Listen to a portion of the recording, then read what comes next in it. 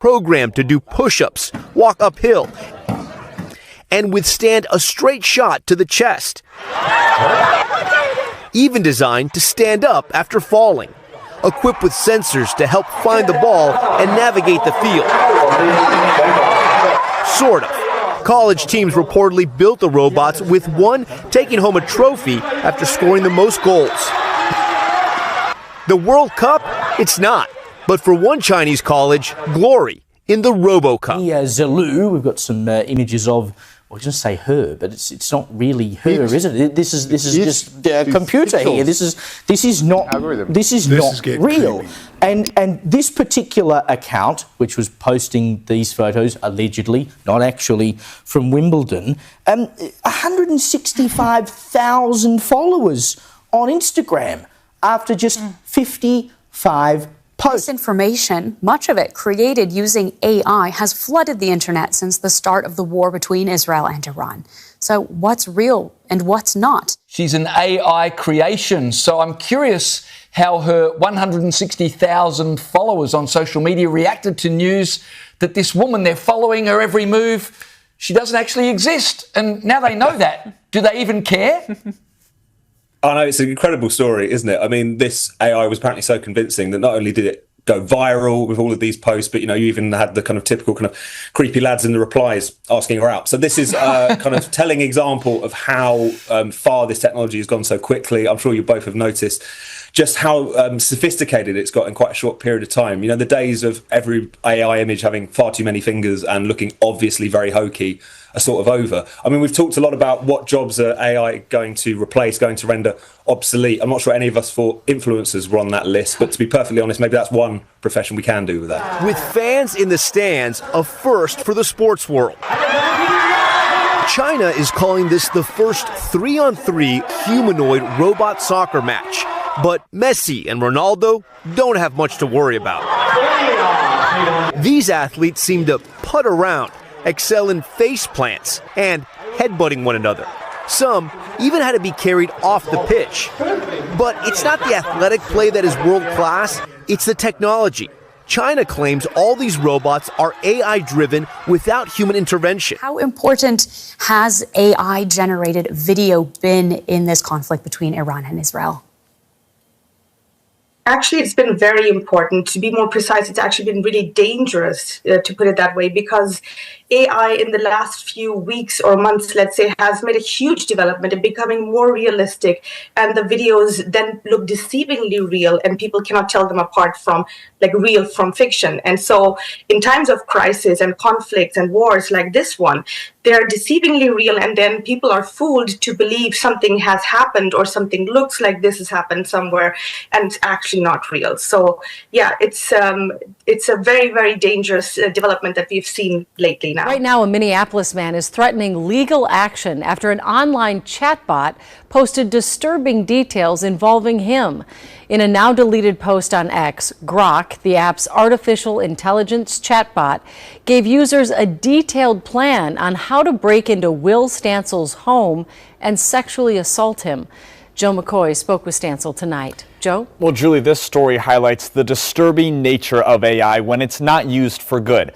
X's AI chatbot Grok seemingly showing very little restraint, putting Stansel in an uncomfortable and potentially dangerous situation. I have saved some of the screenshots because they were being deleted. When Will Stansel woke up on Tuesday, Just threats. He never expected the online firestorm that came his way on X. One thing they like to do is they like to Photoshop me into pictures of Hitler. Stansel, an outspoken liberal on X, has more than 100,000 followers on the platform and says he's constantly receiving hate messages from far-right users. It's really hard to ignore thousands of people threatening you. But what happened in this situation was different. The human users attacking him were being aided by X's own AI chat robot called Grok. In the past, when they've done this, the chatbot has said, no, I won't do it. Yesterday, because of the changes that Elon Musk made, it suddenly started complying and indulging those requests. For weeks, X's owner Elon Musk had said he was going to rebuild Grok because he was unsatisfied with some of its answers. On Tuesday, the chatbot began sharing anti-Semitic tropes and praised Adolf Hitler as, quote, history's prime example of spotting patterns in anti-white hate and acting decisively on them. Grok was also now answering hundreds of questions about Stancil with seemingly very few guardrails. And it really culminated, I think, in one where someone asked how to break into my apartment and rape me, and Grok produced a extensive plan for doing that. In fact, going as far as to say, based on my social media history, when I was likely to be asleep, and giving them advice on how to dispose of my body. This, in fact, is very disturbing. Manjit Rege, an AI expert at the University of St. Thomas, says this is a result of Grok being designed for engagement without technical and philosophical discipline. If you train AI to be edgy without being ethical, it learns to basically walk the cliff edge, and sometimes it just ends up jumping, and this is just one example of that. There are so many ethical implications, and many businesses working on AI detection and deepfake detection. So if you want to start a business that'll thrive in the future, that's definitely one of them. But what is so hilarious about this case was that the bio of this account, the bio is like the text that appears at the top of her profile.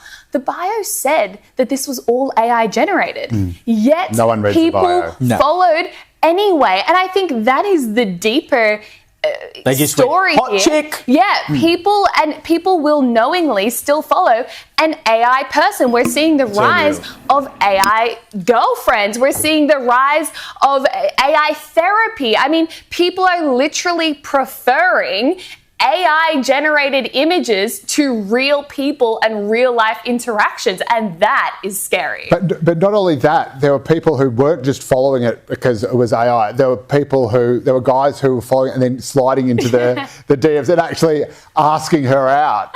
And the thing that I find most incredibly funny It'd be a cheap date. Well, that's right. You wouldn't have to buy much dinner. But the thing that I find incredibly funny is that, like, even if it was a real human being, do you really think that if you just go, hey, do you want to go out with me? There's going to say, hey, yes, I'm going to get on the plane at Heathrow. I'm going to fly down to Australia because I've never met you before, but because you got into my comments and asked me to go out, here I am. Look, I mean, you've got to give it a go. Give it a shot. I've always lived by the ethos: you don't ask, you don't get. So you may as well give it a shot. But also, you mentioned this business about AI therapy, and this is half my argument about why it'd be good if these things replaced influencers. Well, that's the risk, right? And we hope it does click, because we've heard stories of people literally developing romantic feelings for these AI bots, which is very terrifying. I mean, she might be added to Elon Musk's Grok AI avatar as their next girlfriend that you can access online. Thank you so much for watching, guys. Make sure you subscribe, hit that bell, and turn on all notifications so you never miss an episode or live event. God bless you and your families.